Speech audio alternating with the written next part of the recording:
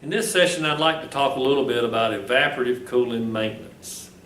In the spring of the year, everybody gets anxious, they're ready to go, they want pads, they want all the pumps, to check their pumps, and everything has to be checked out because, you got to be ready for that first warm day. Now, so working on those maintenance, on those systems, a few things you really need to check. And one of them is the flush system itself. It needs to be cleaned out. If you got a sump here that holds water, you might have a tank, a big tank in the ground. Whatever it is, it has to be cleaned out. All the debris that's got in there, trash, clippings, sand, it has to be cleaned out because there's a pump here that pumps water back up to the top here. And they're all different, so I can't really say exactly how it's going to work the best. But if you got a pump, you need to check it out and make sure the flow of water. You need to come up here. This pipe has holes in it all the way down. The length of that pipe will have holes in it. So it might be whatever length it is, 50, 100 feet. That water will spray out of those holes up against the guard here and then trickle back down the pad like this. So you got to make sure that all these holes are clean and no debris in them so that water can get through. Because the last thing you want, you turn the system on in the spring, clean it out, turn the system on to make sure all these holes in the pipe are free, because the last thing you want is a dry spot on this pad. Because dry spots on the pad, air flows like water or anything else the path of least resistance. So when you got a pad that's dry, then the problem is the air, majority of air is going to go to that dry part of the pad and not go through the wet part, so you're going to lose your effectiveness of 15 degrees real quick because it's going to go through that little narrow part on the pad that's dry. Well, you might have 50 feet, and if you got a tenth of it that is dry because of the hole stopped up, we got problems. So a farmer that comes in, or anybody that comes in and buys a new system or parts of it or whatever, he needs to make sure that all this is clean before he does anything else. A rule of thumb for me, whenever I go out to a farm and I'm looking to see if the pump is working properly, there's all kinds of mathematical problems on the size of the pump, the size of the pipe, and the size of the hose. When you install it, all that's engineered to work. These holes are a certain size. You can't just go up there and drill a bigger hole.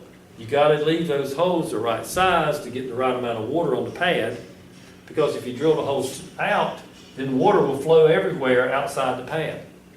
Another thing is when you put the pad in, you got to make sure it's turned correctly, because there's a front and a back.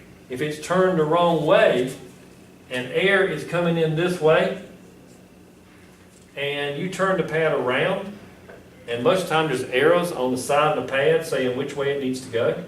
So if the flow of air is this way, and you got it turned backwards, and this is the inside of the building and this is the floor is going to be really wet inside.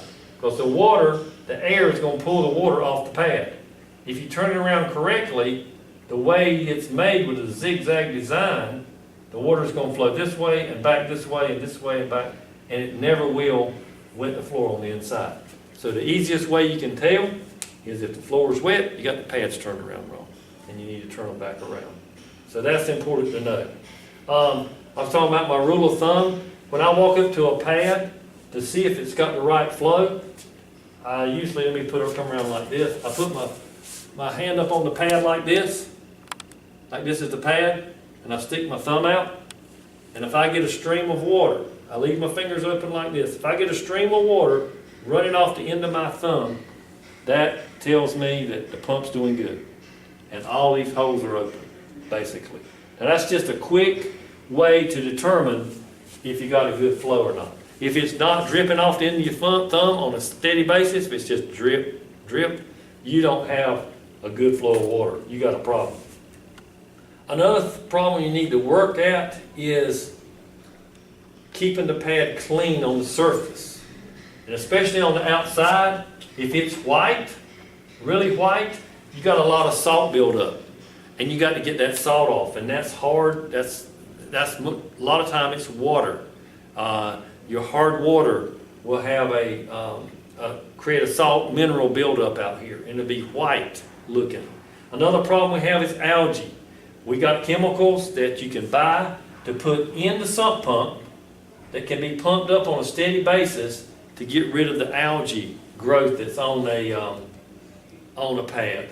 If somebody comes in and says these pads fell out, I only had them a year and a half and they fell out on the ground, a lot of time it is nothing more than pH.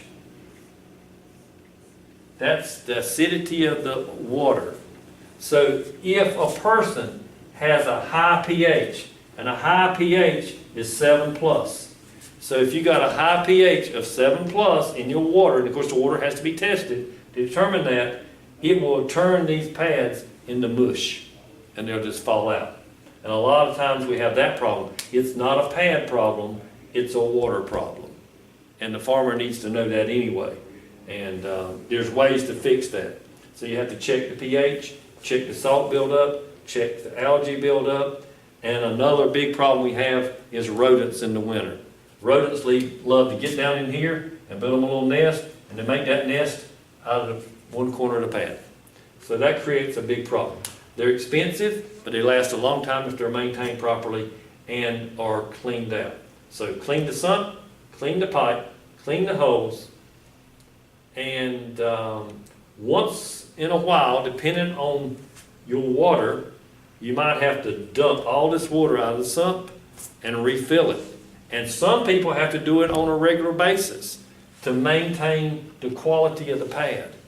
And all you need to do is find out how your water is, how hard your water is, what kind of chemicals are in your water, and determine do I need to dump this water once a week, once a month? How long can I go before I have to dump the water and get it out?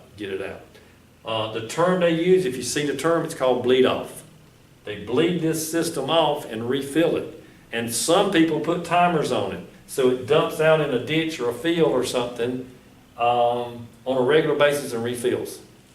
And that's important. If you got water quality problems, you might need to do that. So there's all kinds of things that affect a drip system. Could be filters being clogged up. Person might need to replace those more often depending on their water quality. But most of the time, the pads last a long time if you maintain all the things I just talked about.